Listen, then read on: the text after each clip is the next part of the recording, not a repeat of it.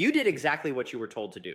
You took your profits from the wild cryptos and moved them into the safety of stablecoins. You thought your money was finally safe, pegged one to one to the dollar. You've been lied to. In this video, we're pulling back the curtain on the ticking time bombs hidden inside the most popular stablecoins. We'll show you how a tiny flaw in their code, their reserves, or the rules that govern them could send your digital dollars to zero almost overnight. This isn't a what if scenario. It has already happened, and it's happening again right now. You ran to stablecoins to escape crypto's insane volatility. But what if the cure is worse than the disease? What if your safe digital dollars are a time bomb waiting to go off? We've all heard the pitch. Stablecoins are the safe harbor, the simple, stable bridge to the US dollar. That's not the whole truth. It's a dangerously incomplete story, and the parts they leave out are the parts that can cost you everything. This isn't just about one bad apple. We're talking about systemic hidden risks that plague the entire stablecoin market. From the algorithmic ghosts we thought were dead to the fully backed giants you might be holding right now, we're going to dissect a multi-billion-dollar collapse, expose the flimsy foundations of coins in your portfolio, and reveal the new battlegrounds where the war for the future of digital money is being fought. By the end of this, you will never look at a stablecoin the same way again.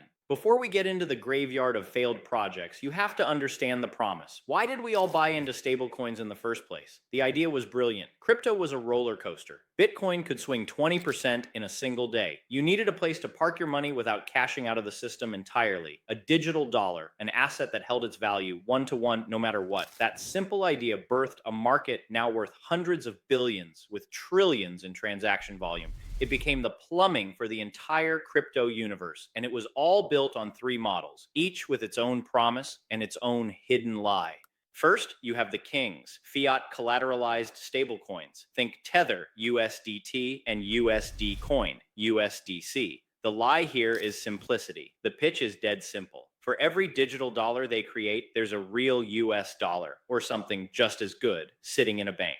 A clean one-to-one peg. But as we're about to see, what just as good actually means is dangerously flexible. And the banks holding those reserves aren't as bulletproof as you think. What's in the vault is a much darker and more complex story than you've been told. Second, the crypto collateralized stablecoins. These are a bit more exotic. Instead of dollars in a bank, they're backed by other cryptocurrencies like Ethereum. The lie here is over collateralization. They tell you not to worry about their crypto collateral being volatile because for every $1 stablecoin, they lock up, say, $1.50 of Ethereum. Sounds safe, right? But what happens when the market panics and that collateral drops 40% in a few hours? What happens when the smart contracts running the whole show have one tiny exploitable bug? This model brings a new kind of risk to the table, a cascading failure where one bad day in the crypto market can vaporize the very assets meant to guarantee stability. And finally, the ghost in the machine, the algorithmic stablecoin. This was the most ambitious and the most terrifying of them all. These coins weren't backed by dollars or crypto, they were backed by an algorithm. The lie here was the most seductive. Pure decentralized trust in code. These systems used complex financial games, often with a sister token, to hold the price at exactly $1. It was supposed to be a beautiful dance of code and incentives, but when the music stopped, it wasn't a dance, it was a death spiral. And this isn't ancient history. The fallout from this failure is the single most important lesson in all of crypto because it shows how fast absolute certainty can turn into absolute ruin.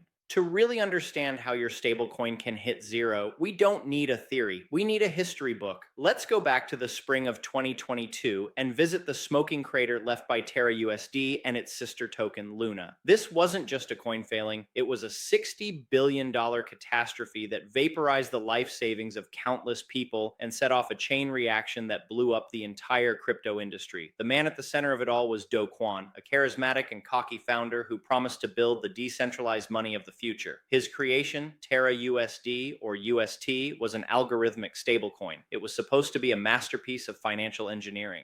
Here's how the genius mechanism worked. UST was tied at the hip to its sister token, LUNA.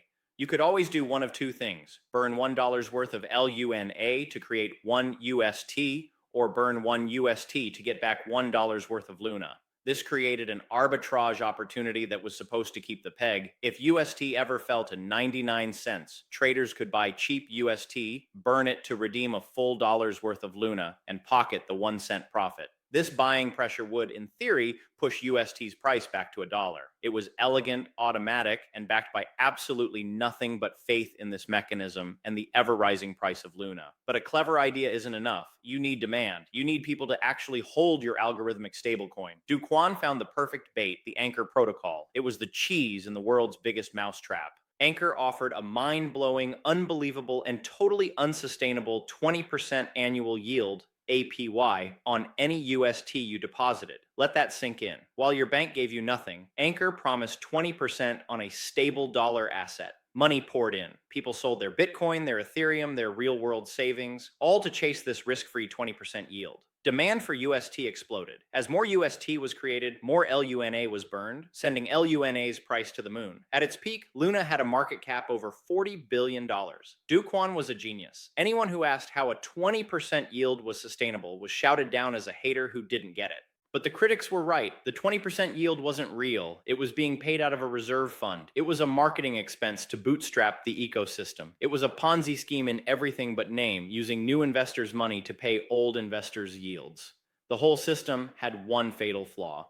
It only worked as long as the price of Luna kept going up and people kept their faith. In early May 2022, that faith shattered. A series of huge withdrawals from Anchor and massive sales of UST on the open market hit the system like a sledgehammer. UST wobbled. It slipped to 98 cents. The arbitrageurs were supposed to step in, but the selling was too intense. The peg wasn't just wobbling, it was breaking, and that's when the death spiral began. As fear took over, everyone ran for the exit. They pulled their UST from Anchor and dumped it on the market, but they also used that other door, burning UST to mint new LUNA. As billions of UST were burned, the system was forced to mint a tsunami of new Luna. The supply started to inflate, then it began to hyperinflate. Imagine a crowded theater on fire. One door leads outside, but there's a mob and the price to get through is collapsing. The other door lets you exchange your ticket for a share in the theater company. As panic spreads, everyone rushes the second door, demanding shares. The company has to print more and more shares, diluting the value of every existing share to nothing. The more it prints, the more worthless they become. That was the Luna death spiral.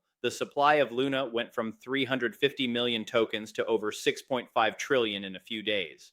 The price, once over $80, collapsed to a penny, then to fractions of a penny until it was worthless. Because Luna was the supposed backing for UST.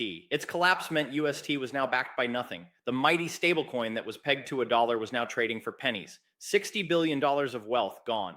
The lie of the algorithmic stablecoin was exposed in the most brutal way possible. You might be thinking, okay, that was a crazy algorithmic experiment built on arrogance and a Ponzi yield. My stablecoin is different. My USDC or Tether is backed by real dollars. I'm safe. Are you sure about that? The Terra collapse taught us that all stablecoins have hidden risks. The game just moves from a fragile line of code to the messy, opaque world of traditional finance. Let's peel back the curtain on the safe fiat-backed coins. We have to start with the biggest and most controversial, Tether or USDT. For years, Tether was haunted by one simple question. What are you really backed by? They used to claim every USTD was backed one for one by $1 in a bank. An investigation by the New York Attorney General proved that was a lie.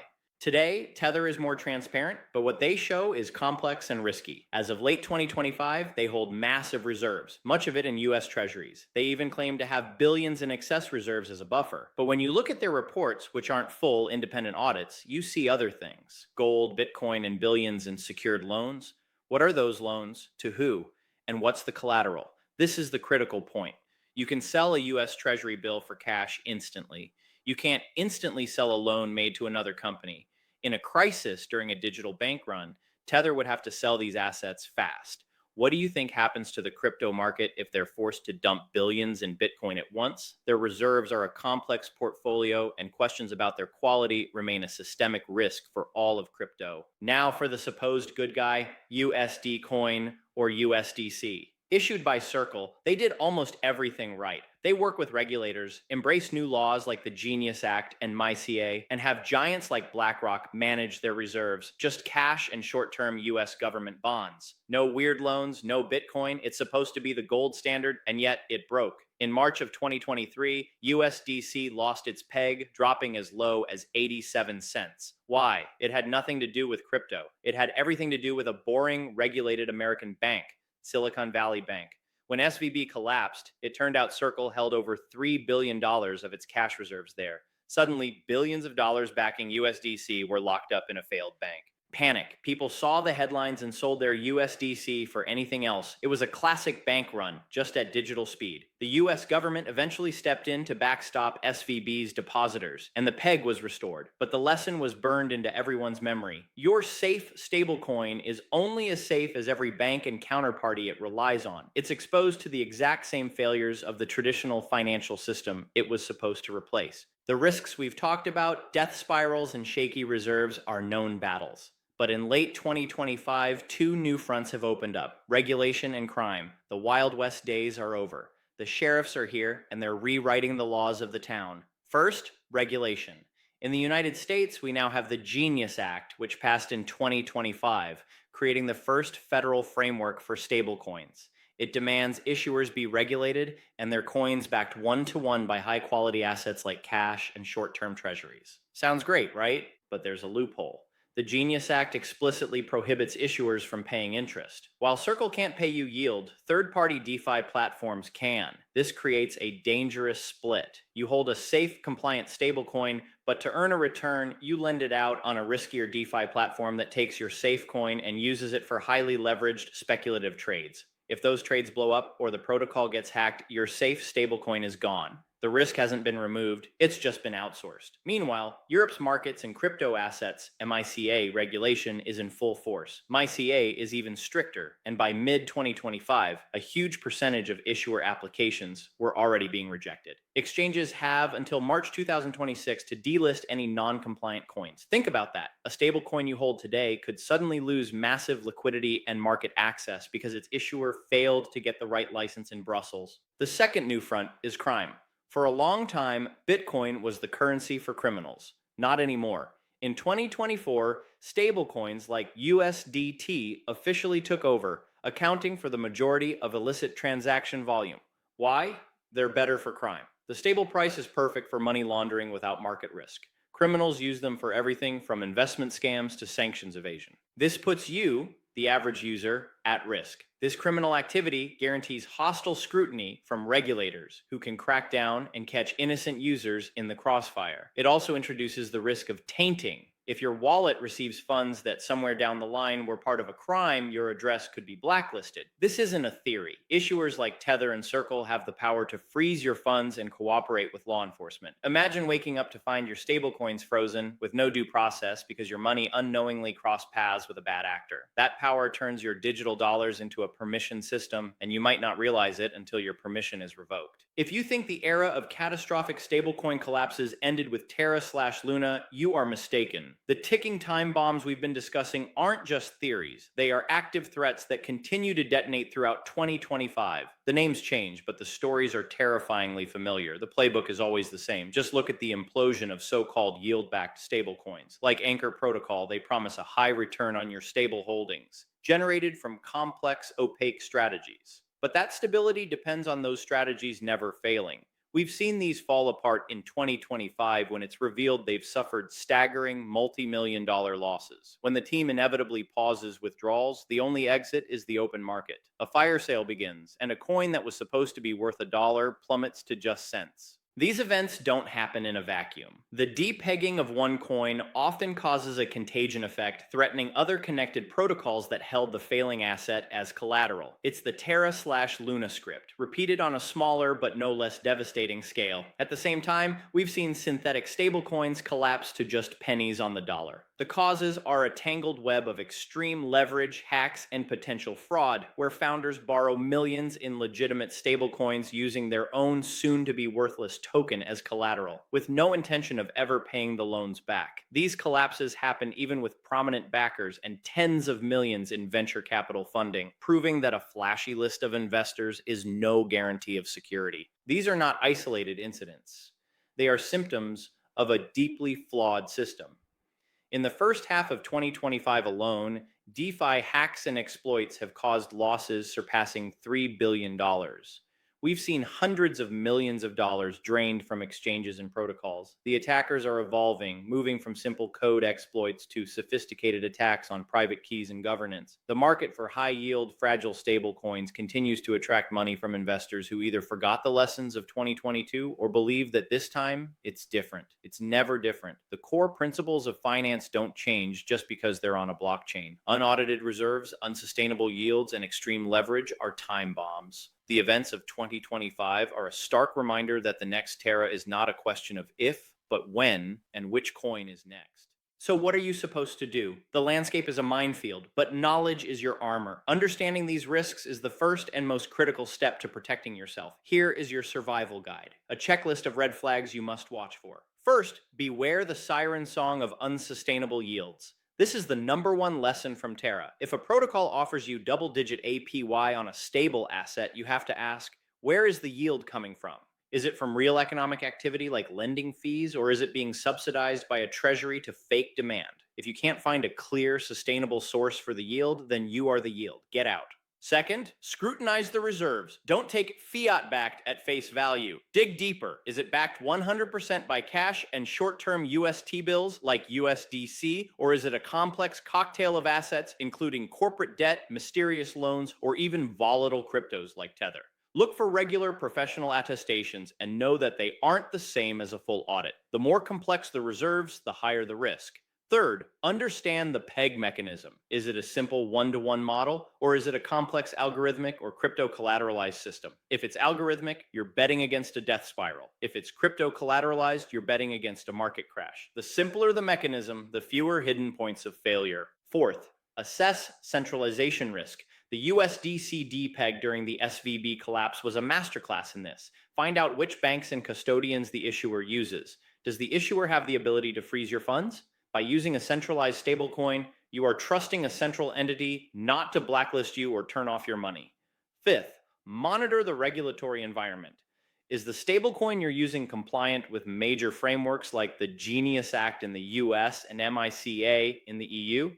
A sudden regulatory crackdown or a failure to get a license can instantly cripple a stablecoin's liquidity and market access. Staying on top of this is a full-time job.